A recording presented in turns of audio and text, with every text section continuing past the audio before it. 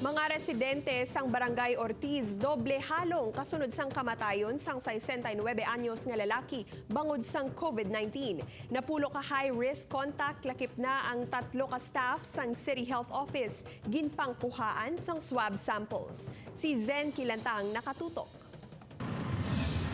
Nagdangat na sa 4 ang napatay bangod sang COVID-19 sa Iloilo City. Pinakaulihi diri ang 69 anyos nga lalaki nga residente sang Barangay Ortiz City proper nga may ginaantos na nga daan nga chronic obstructive pulmonary disease. Hulyo 6 ini gin-admit sa ospital kag pagkasunod nga adlaw ginbawian ini sang kabuhi. Halos 2 ka semana pa ang ginhulat sang pamilya antes magwa ang resulta sang iya swab test.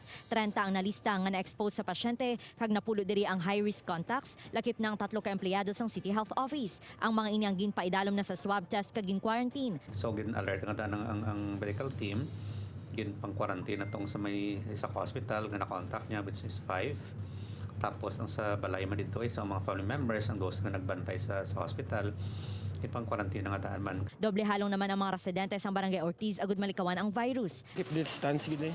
Distance yung palayo gid eh. Di tama man kabudlay mo kung nagamo na kay hindi tangadaan makita.